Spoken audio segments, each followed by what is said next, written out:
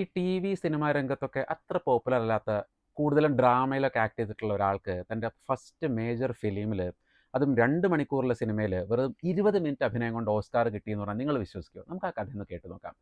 Jonathan them അയാളുടെ ഏറ്റവും പുതിയ ഫിലിമിന് വേണ്ടിയിട്ട് ഒരു ക്യാരക്ടറിനെ സെർച്ച് ചെയ്യായിരുന്നു. അങ്ങനെയാണ് നമ്മൾ ഈ പറഞ്ഞ ആക്ടറുടെ അടുത്ത് എത്തുന്നത്. അപ്പോൾ പലർക്കും തീരെ കോൺഫിഡൻസ് ഇല്ലായിരുന്നു ഇദ്ദേഹത്തിനെ വെച്ച് ഈ ക്യാരക്ടർ ചെയ്യാൻ പറ്റുന്നുള്ളത്. ജൊനാഥൻ ആണെങ്കിൽ തൻ്റെ സിനിമയിൽ ഒരു സൈക്കോപാത്തിൻ്റെ ക്യാരക്ടറാണ് പോർട്രേ ചെയ്യേണ്ടത്. അപ്പോൾ ഈ നമ്മൾ പറഞ്ഞ ആക്ടർ ഈ സൈക്കോപാത്തിനെ വളരെ ഡിഫറൻ്റ് ആയിട്ടാണ് പോർട്രേ ചെയ്തത്. സാധാരണ സൈക്കോപാത്തുകളെന്ന് പറഞ്ഞു കഴിഞ്ഞാൽ ഭയങ്കര വയലൻറ്റ് അല്ലെങ്കിൽ വളരെ ഡിഫറൻ്റ് ആയിട്ട് തിങ്ക് ചെയ്യുന്ന അങ്ങനത്തെ ആൾക്കാരൊക്കെയാണ്. പക്ഷെ നമ്മുടെ ഈ പോർട്രേ ചെയ്ത സൈക്കോപാത്ത് എന്ന് പറഞ്ഞാൽ വളരെ നോർമൽ ഹ്യൂമൻ ലെവലിൽ ആക്ട് ചെയ്യുന്ന ഒരാളായിട്ടാണ് ഇതിൽ അഭിനയിച്ചത് ഈ പറയുന്ന പടത്തിൽ.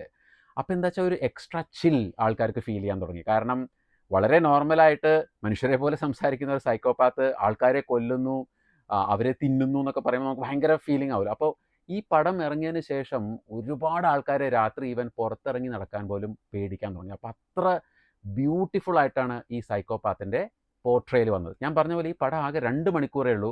പക്ഷെ അതിൽ ഈ വ്യക്തി സൈക്കോപാത്തിനെ അവതരിപ്പിച്ചിരിക്കുന്നത് 20 മിനിറ്റ് മാത്രമാണ്.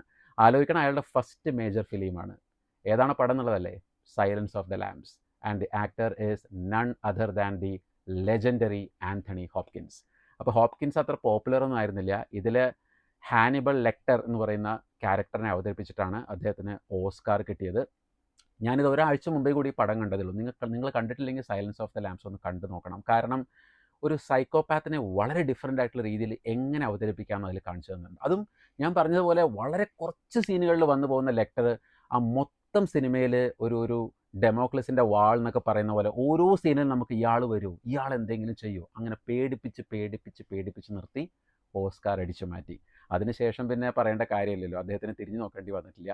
ഇന്നിപ്പോൾ ലോകം കണ്ടതിലെ വൺ ഓഫ് ദി ബെസ്റ്റ് ആക്ടേഴ്സാണ്. അപ്പോൾ ഇതാണ് ഓസ്കാറിൻ്റെ കഥ.